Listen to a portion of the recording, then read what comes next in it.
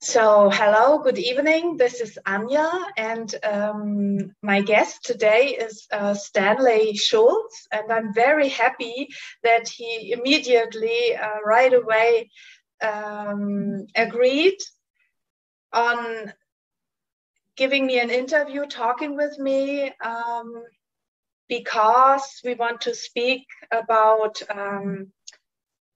his actually, from his point of view, she's his ex-wife. Not only that, she's a friend, she's a companion. She has been a companion for many decades. He's the father of two of her children, Xander and Toby. And I'm Anja, I'm in Germany. And for those of you who don't know Omnec, I think that probably if you don't know who we are talking about, maybe you're not even looking at this video. But if it is the first time that you come across Omnec and her situation, her life, just to give a short introduction. The reason why we want to speak about this woman is because she is worldwide known for a very special and unique autobiography called From Venus I Came. And so she is, as far as I know, and maybe also as far as Stan knows, we will hear him very soon, the only recorded person on Earth that we know about who was born not only on a different planet, but also on a different dimension. And that she was brought to Earth as a little child at the age of 7 for many reasons. And one of the reasons is that she has a mission, that she brought a mission to Earth, to us humans on Earth. And that's why we feel we would like to share this information about her presence, about her life, her autobiography, and about her mission. And since Stanley and I have been knowing her for so many years, I know her since the 90s. Stan knows her much longer because they have been married. And so we want to share a little bit about our experiences, about our knowledge, and invite you to maybe look more up. There's much more information about her and from her on the internet, and it's absolutely worthwhile talking about it and reading her books, listening to her, because the most important message that she brought is about love, about unconditional love, about brotherhood, about peace, and about remembering who we truly are as souls. And since this information is so beautiful and so uplifting and so healing and important, we feel that it is just worthwhile diving into it more deeply, because it is something that is beneficial for our own development and for our own lives. Yeah, thank you. And so, Stanley, I'm very happy that you take the time talking with me today. And of course, I would love you to introduce yourself a little bit and to tell us when and how was your first meeting with this woman, and tell us as much as you want. Yeah, well, I'm glad to be here, Anja. It's, Sheila Omnec has been such an integral part of my life. I met her, it was, I guess, 1967. And, it was during the hippie revolution, and I lived in Old Town in Chicago, and our meeting was like a scene from a movie. Honest to God, it was amazing. I had been restless, and I went and took a walk on the lakefront, and Chicago is right on the borders of Lake Michigan, a beautiful inland sea. And so I took a walk along the lake, and then I came back, and I was walking down Wells Street, and Wells Street in Old Town was like the center of activity, and there was always, you know, there were a lot of restaurants and boutiques and interesting shops. And anyway, I'm walking along, and you know, at the time, I looked, well, I mean, obviously a younger version myself, but I had a very full beard and much more hair than I do now. I just got a haircut. So I had a big, you know, bush of hair and a full beard. And people would call me a hippie, but you know, I'm really too old to be a hippie. I was more, you know, I was born in 1943, so I always thought I was more of a beatnik, you know, if you want to use a term anyway. So I'm walking down Wells Street, and here are these two cute girls, you know, and they have rifles, what looked like rifles, and it was a bit of street theater. What they were doing was they were shooting hippies, and of course the rifles were toy guns, but they looked like real guns, you know, and the street theater was popular in those days because, you know, this was in the middle of the revolution of the 60s, and just, it was a crazy time. And so oftentimes, you know, they would shoot a hippie, and the hippie would play along and he would fall down. And I was watching all this, and then a police car came along, and the police stopped and got out of the vehicle and inspected the weapons and discovered that they were toys. And you know, they sort of scolded the girls for goofing around like this and told them to quit. And then they got back in their car and drove down the street. And as soon as they had gotten out of sight, the girls proceeded with their game, right? And now I was an observer, but then Sheila, who was this cute little blonde wearing a leopard skin jumpsuit, she shot me, you know? And well, I just chose not to play along, but I was attracted and intrigued by this beautiful young woman, you know. And so, you know, we struck up a conversation, and I asked her if she wanted to go get, you know, something, a beverage. So we went to, there was a restaurant on the corner of North and Wells. And we sat and we had, you know, a cup of coffee and tea, etc. And that was the beginning. And, you know, the rest, as they say, is history. We're pretty much both immediately attracted to each other. And we pretty much stayed together from that moment on. And we were together. It ended up being a total of about 10 years, you know, at the end of which time we had gotten married, although, you know, we had kids before that, you know, and neither one of us were that excited about the idea of marriage, but we finally went and did that at, you know, the insistence of everybody saying, well, you have to protect the children and all that. So we were together for, you know, like I say, about 10 years, and it was actually the very first night that we met that Sheila told me that she was from Venus. And, you know, I have always been a very open-minded person. So, and I had always assumed that there was life, intelligent life, you know, in the universe. So, and, you know, I am very intuitive. So you know, it just felt, I didn't question it. Well, I questioned it, but I mean, it's sort of like, it felt right. You know, I believed her, but it's the bottom line. And, you know, that was the beginning. Did she tell you the whole story, or just I'm from Venus, so that's it? Yeah, Did well, she tell you know, everything? The whole story unfolded over time. Obviously, she couldn't tell me the whole story in one night, but she did, you know, broach the subject. And, you know, I was very infatuated. So, you know, you know, as they say, love is blind.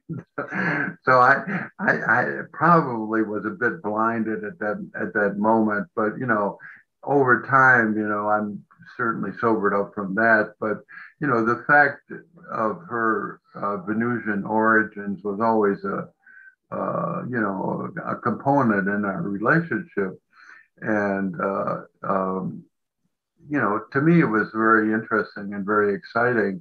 And like I say, my intuition always told me that it was true. So, we went from there. All right. And was that already the time when you were already connected to Eckankar, or did this come later? Yeah, it did come later. I actually, about a year after we met, she got pregnant with our first child, and just about that time, we were living on the south side at the time, and there was a train that I would take from downtown Chicago to, we had moved to the south side. What happened was that my stepfather had a candy factory, and I was working. I had taken a job as a shipping clerk in his factory, and so we moved to be closer to where I worked. And in the meantime, Sheila had gotten pregnant, and she was due in November of 1968, and I was in the meantime, I had found this book in the Illinois Central Station called "In My Soul, I Am Free," and that was the biography of the modern founder of Eckankar. And I was very intrigued by this book. I had been a seeker for a long time, and so I had sent away for more information. In the back of the book, there was an address in Las Vegas, of all places, which is, like the last place in the world you would expect a spiritual path to have as their headquarters, but that's where it was at the time. Anyway, I got back some information about membership in Eckankar, and I remember putting that on my dresser and just thinking about it. And then Toby was born in November of 1968, and in January of 69, I decided to send away. You know how becoming a parent makes you get more serious about everything. Life took a turn, and I had to be more responsible. I felt about everything, and so anyway, I decided to take the plunge and get involved in Eckankar, and I got my first discourse in January of 1969, which we're talking about what is it, 53 years ago. So, and that was my spiritual path and has been ever since. And in October of 69, I decided to fly out to Los Angeles for the worldwide seminar. They have a big major seminar every year around October 22nd. And so I flew out to LA to meet Paul Twitchell. With Sheila, with Omnec. No, actually, she had this new baby. Yes. So she stayed home for that on that occasion. Now, she did come to later seminars, and we had seminars where Paul Twitchell came to Chicago. And it was interesting in the spring of 1970, Paul came to Chicago, and there was a seminar there. And he was, I had been involved in leadership, from the moment I got involved, really, I was very excited about Eckankar. And anyway, I got appointed to be the director the first youth seminar, and actually it was Sheila and I. Oh, and it was interesting when the first time I brought Sheila to the seminar to meet Paul. He said, "It's good to see you again." You know? Really? This is what I wanted to ask you, because this is in her autobiography about her Right. first meeting with Paul, that he came towards her and that he recognized her. And I wanted to hear your point of view from that first encounter, because she said, she writes in her book that he knew her from the astral Venus, that he was taken there, I guess, because he was a student of Reba Zartas, right? And he was taken there to Venus, to the astral, and he was shown Sheila or Omnec on the astral Venus, that he would meet her later on Earth, right? And this is exactly what happened. And then you brought Sheila to that seminar, and Paul saw her, and then she was recognized, and she immediately know how did she she didn't recognize him, you know, the way that, of course, I mean, you know, Paul Twitchell lived in the highest state of awareness that is possible for a human to live in. So, you know, he was an advanced soul, to say the least. And of course, you know, in time, Sheila did come to the, you know, the memory returned of that early meeting and all that. But at the time, you know, she was playing catch up, so to speak, you know.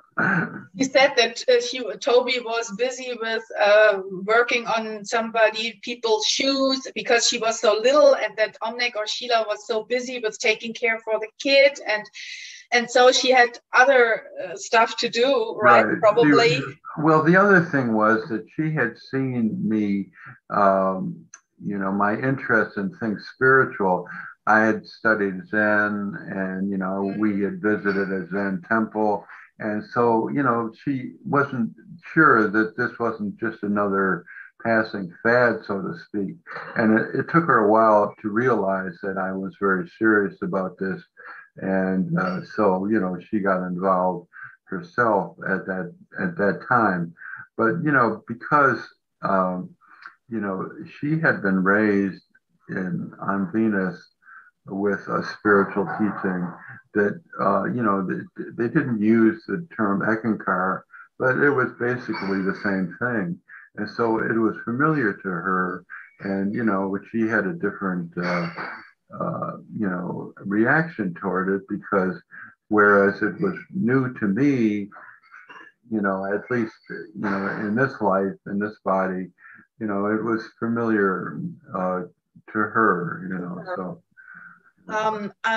There's one thing I would like your point of view to hear it, because there are, of course, as you can imagine, there are many people, and I'm sure that you have experienced this many times. People don't believe her. People think she made this story up to receive attention, to make money, although she never made money, right? I mean, maybe for a moment, and then the money was gone. I know her for so many years, and you too. She is still living on the zone of having no money, right? So this is ridiculous. But some people say that she made the story up for whatever reasons, and that she probably must have read all the information somewhere. And this is something I just heard this critics some weeks ago, and I was like, you know, I just know that this is not true, because I never saw her reading. And where I mean, it was in the 60s, in the 70s. How many books did we have at that time about UFO encounters and spiritual information and so on? So did you ever see her reading, studying things? And can you imagine that she made this? I mean, you met her in the end of the 60s. She was 20, whatever, 25 or something. So did she ever read books? Did you see that? No, she wasn't a big reader, you know, and she, you know, most of, you know, her wisdom came from within, you know, and that was what was remarkable about her, because, you know, she she really got it from inside, you know. And she's always been a very heart-centered person, you know. She's not an intellectual, you know. And of course, my background was intellectual. I was raised by readers, and they're very mind-oriented. But Sheila is always, you know, Omnec, whatever you want to call her, she's always been a heart-centered person. And that's one of the qualities about her that people love and recognize, because, you know, it's, you know, when you talk about love, she walks her talk, you know, she's authentic, she's real. And that's, to me, that's the most convincing thing about her. Now, of course, the irony of Sheila is that she's also a gifted storyteller. And, you know, I mean, this to me has always been problematic, because she doesn't like to tell the same story twice. You know? So, you know, people who are analytical can easily find, you know, problems with her presentation, because she's not consistent. You know, she tells, you know, the story differently every time. And frankly, there are some you know, things in her books that are just plain misrepresentations. And to me, it's sad and ironic, because, you know, this takes away from her authenticity. But, you know, this is the thing about how, you know, you have to really know somebody. Nobody could invent a character like Sheila, because, you know, you would think that if she really wanted to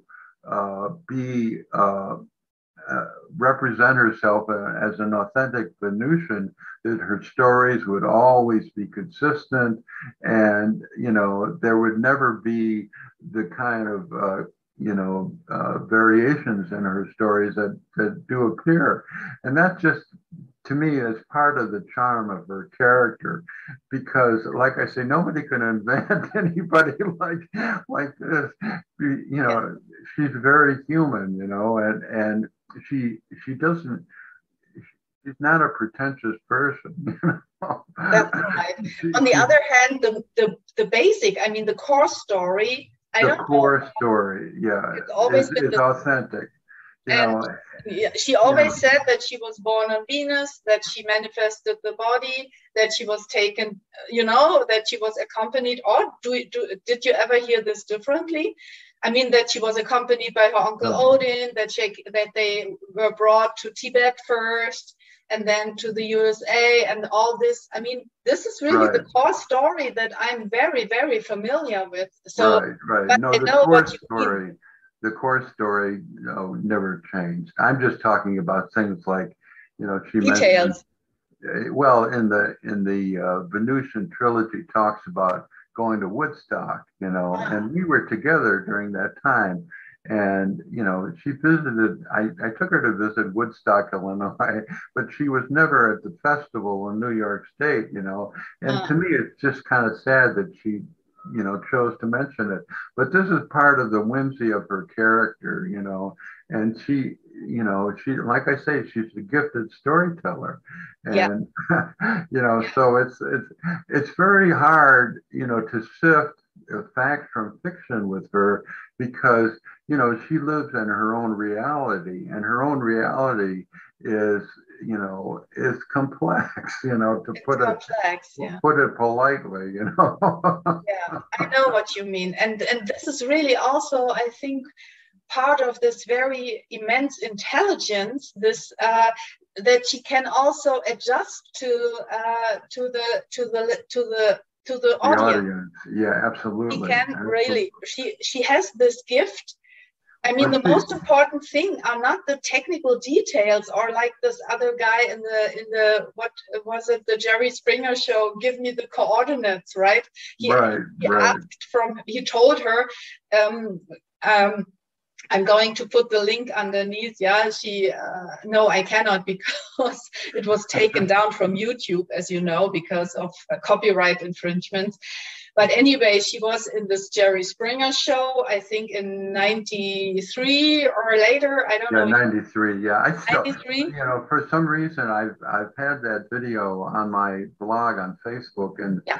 it hasn't been removed. I consider it fortunate because it's an important historical document. And I have it on my computer, so I have it there since it was taken down from YouTube. I did not really dare posting it again because I don't want to be blocked. And But if somebody wants to have it, they can send me an email and I can send it to them, because it's really so interesting how authentic she's sitting there, right, with you in the audience, and three of her children.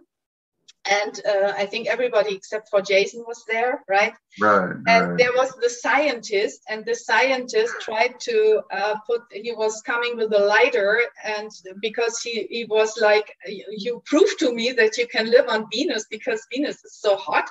And where is the city that you're talking about, this Teutonia or this Reds? Give me the coordinates. And she was like, well, I cannot give you the coordinates because I'm not a scientist. And these kind of questions she just cannot answer because it's not the mental, she's not on the mental level. And this is, of course, excuses her variations somehow. Sometimes I know this too, that she sometimes doesn't tell this the same thing twice the same way. Yeah, but this doesn't question the truth of the core.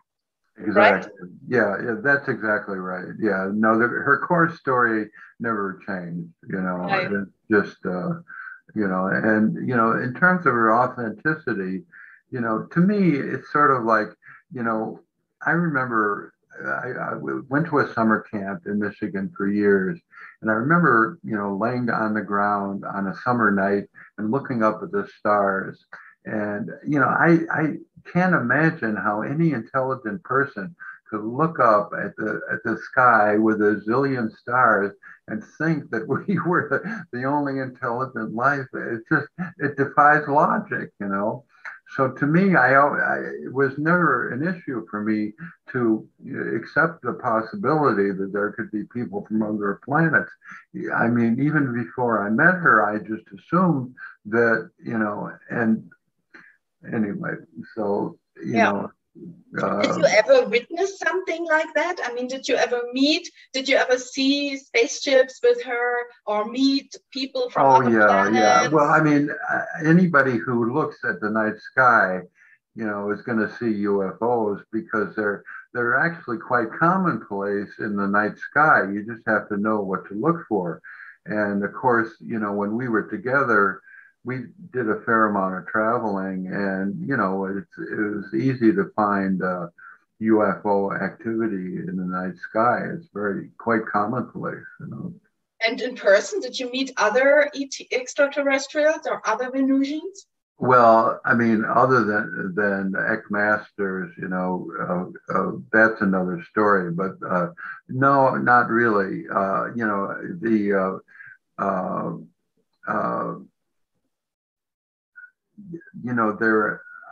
Sheila's mission, her mission is special in that she wanted, to become a public figure.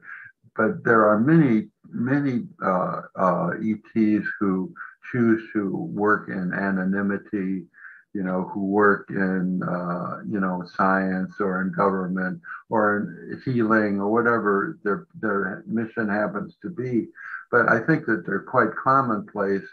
I mean, not like every, 1 out of 100 person, but maybe 1 out of, 10,000.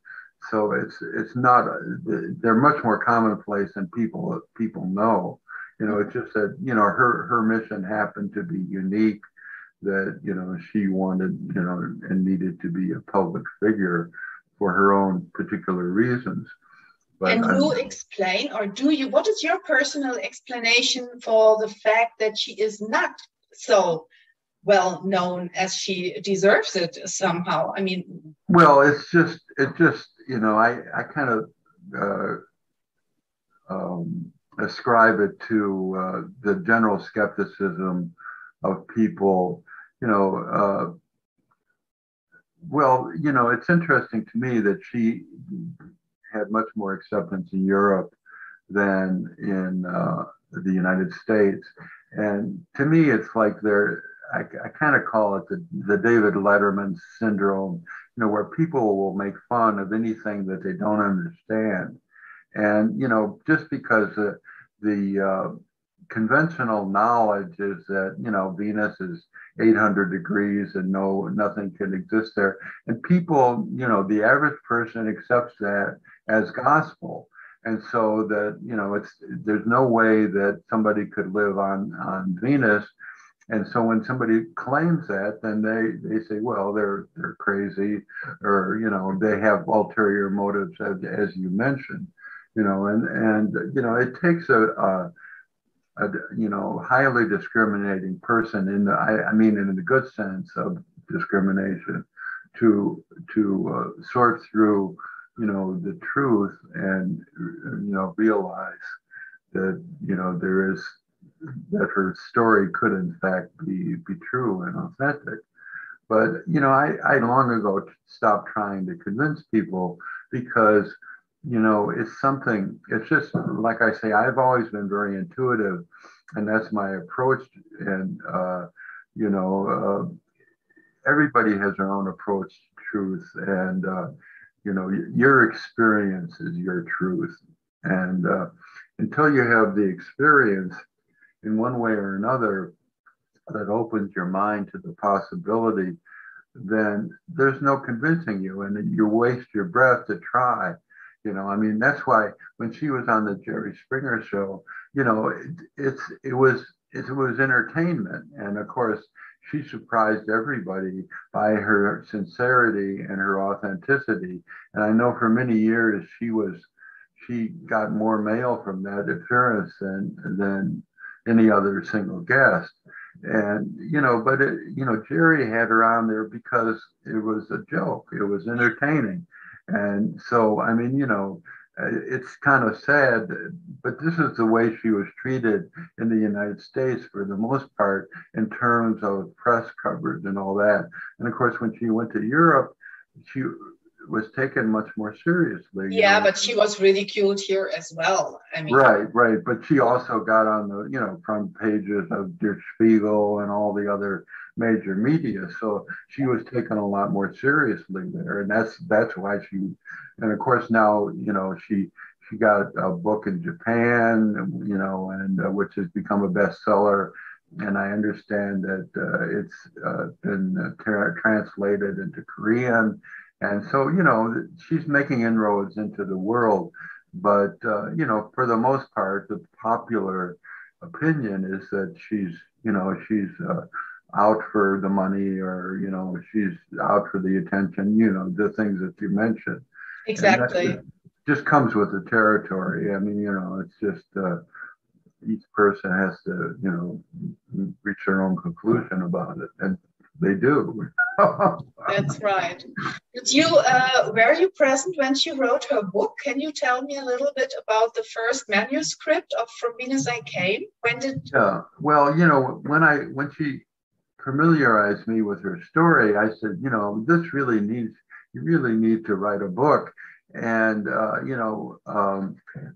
at the time, this friend of ours had just graduated from DePaul University in English. His name was Rainer Lütke. And he got very interested in the book and pretty much volunteered to help her write it. And so the whole thing sort of just happened sort of organically, where it was actually a 2-year process, and Rainer would listen to her, and then he would prepare a series of questions to get a bit more details. And they went through, they spent a good 2 years, where he would basically interview her and ask the questions. And then that was how the book got written, through this process. And Rainer, never wanted any attention. He did it as a service because he believed her story. He was also in Eckankar And, they, like I say, they spent 2 years, writing this manuscript. Wasn't it Paul Twitchell who inspired her writing it? Oh, yeah, he encouraged her. He encouraged her too. To write. And then what happened with the manuscript? I mean, how was the connection then with Wendell Stevens? Yeah, I don't remember exactly how he met her, but I remember, obviously Wendell Stevens was a retired Air Force, I think he was a colonel in the Air Force, who had many encounters with UFOs, and had devoted his retirement to publishing books about ETs. And so he found out about Omnec and her story. And, long story short, he published the first edition, yes, called From Venus I Came. I think was it 91? I don't remember the exact year, but now that book, that was the book that really opened the doors for her. And, she decided to, I guess, following her own intuition, she decided to move to Germany. We divorced in 76. In 76 already? Yeah, it was 76, yeah. And so we were actually, I guess we had met in 66. I said 67. I'm not good with chronologies. Anyway, so yeah, after we split, she moved to Germany. I don't know, what year did you meet her, Anja? I don't. I met her much later. I met her. Right. I met her also through the TV, Stan, because she was sitting in a TV show when she was giving an interview, and I was hopping onto that. I was just turning on the TV, and there she was, and I was amazed and directly touched. And I think it was in 94 something. Right. Of course, you've been very, very helpful in supporting her work and all that. And I know that she owes a great debt of gratitude to you for all the work that you've done. Well, it's nothing personal, I guess. It's part of my mission too, obviously, right? Well, that was the thing. See, what happened with me was that I very quickly realized after I met her that as soul, we had made an agreement to work together, before we had come into incarnation. So when I recognized that and, began to work with her consciously, I mean, I've always felt a sense of destiny about her, and, was very protective of her and supportive, and, felt a sense of mission about getting her story told. And that was why, I supported her for all those years while, the book was getting written.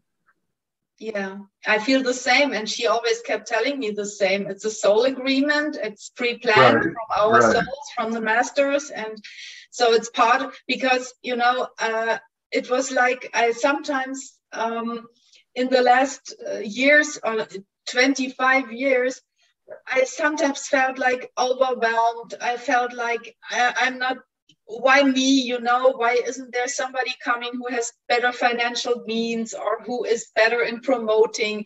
I felt like sometimes, even once or twice, I tried to get rid of everything. I even was looking for somebody taking over the website, and it stuck to me, and it still does. And now I feel like, okay, we're going a little deeper again. Now I'm starting to share the information, and including now with this interview with you. So it seems like part of my life forever.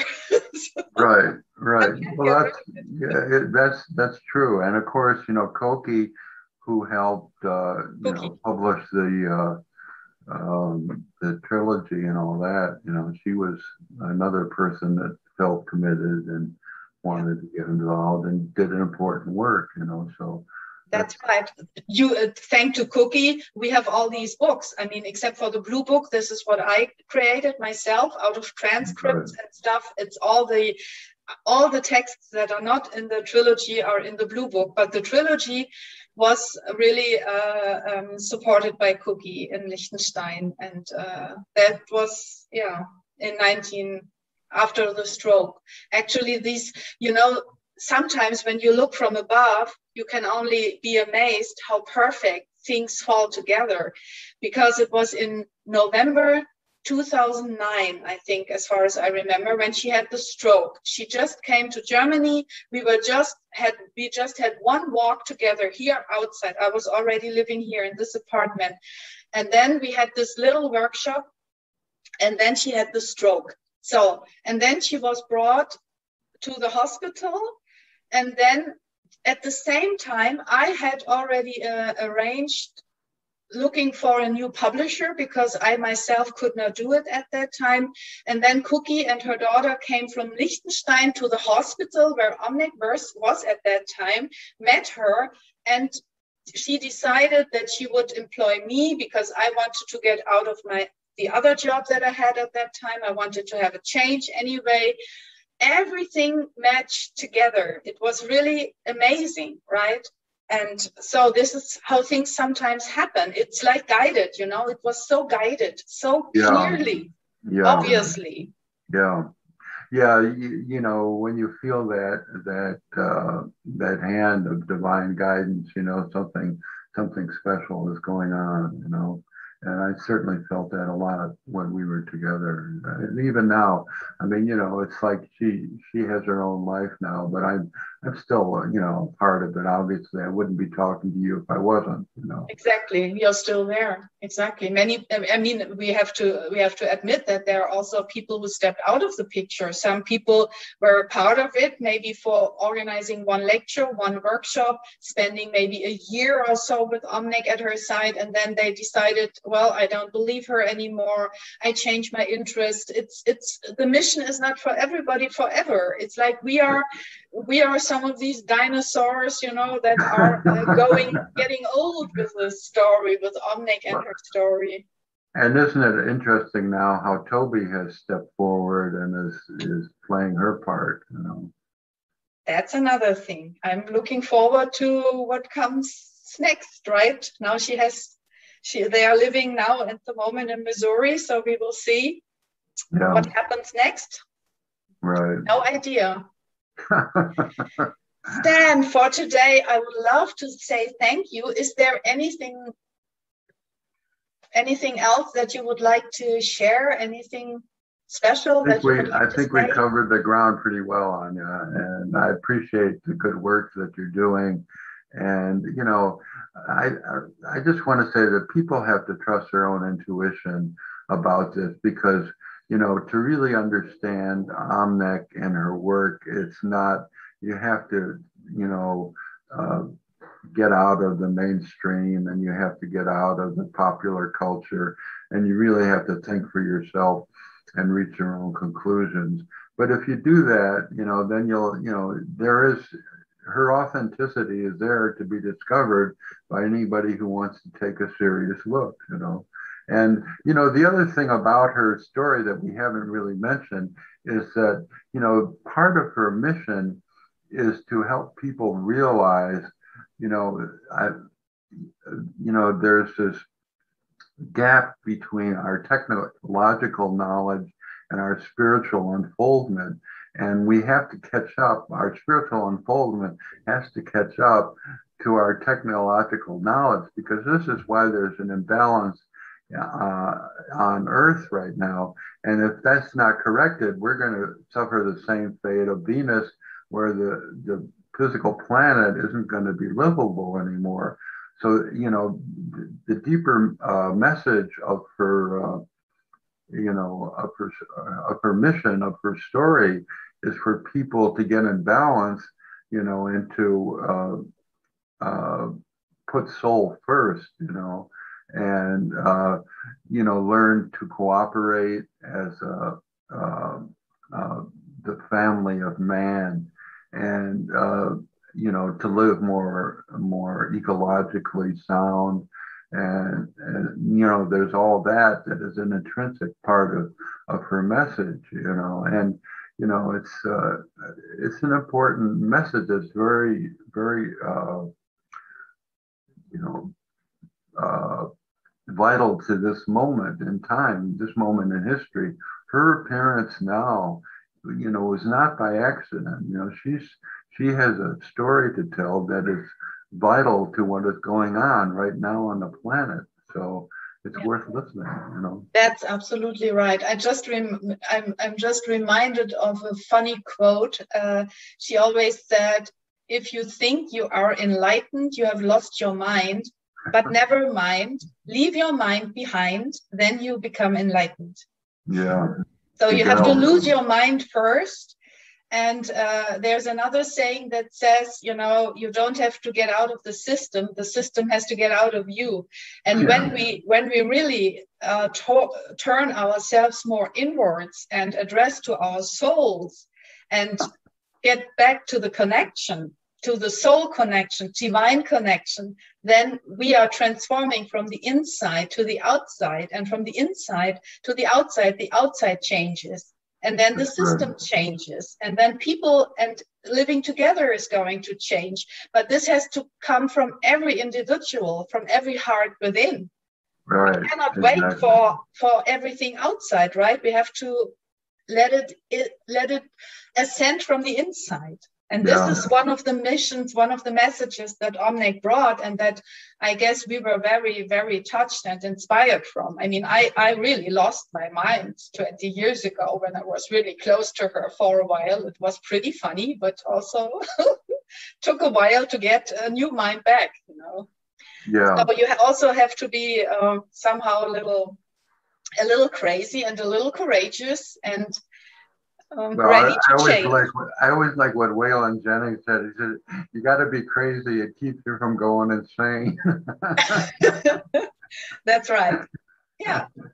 And that's life, on the other hand, right? Life is not only about working and making money. This is system. This is structure. This is old fashioned in a way, although we still might need it, but.